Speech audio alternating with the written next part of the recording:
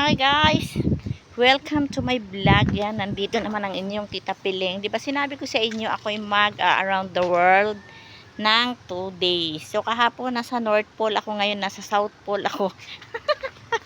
Tingnan niyo yung background ko, ang ganda. Ayan o, ang ganda ng background ko. So ayan o, hindi po ako dito pumunta para maligo, no? Pumunta ako dito para basta, yun. Gusto ko nga kasing mag-relax, makalanghap ng hangin na sariwa, tsaka makakita ng mga magagandang tanawin katulad nito. Oh, di ba? So, ngayon, nandito tayo, kailangan natin, kakapagod kaya magtinda. So, ngayon, hindi muna tayo magtitinda.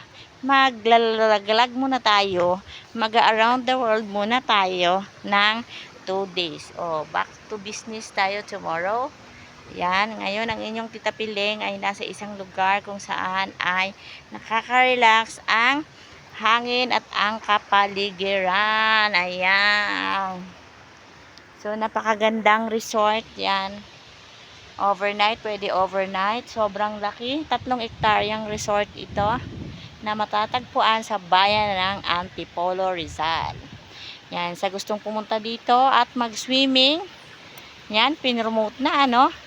Ihanapin nyo lang ang Bosay Resort. Ang dami nilang resort. Meron silang disco pool, meron silang infinity pool, meron silang Olympic pool. Ang dami nilang pool. Grabe. Nahingal na akong kakator. Doon, hanggang doon. Ang ganda ng kanilang hotel, pati yung kanilang lobby. Tingnan nyo, ang ganda-ganda. Oh. Ito pala yung bungad. Bungad pa lang to. Tapos sa dulo, doon hanggang doon sa likuran, kasi 3 hektarya siya. 3 hektarya siya. Hingalin kayo. Ang kanilang lamesa, yan. Ang ganda ng kanilang mga lamesa. Gusto nyo naman cottage, doon kayo. Yan, mga cottage yan. Gusto nyo naman resort, hotel, yan, dyan kayo. So, ayan, no. Diba? Napakaganda. Pwede kayo maghiga-higa dyan sa kanilang pool, wave pool yan, wave pool, storm wave pala, storm wave pool. Yan, meron silang agila dito. Yan, estatwa nga lang, meron silang elepante, dinosaurs, ang dami ng mga dinosaurs. Yan, kaya see you, bye-bye, and welcome to my vlog. Thank you for watching. Don't forget to like and share my video. See you, bye-bye.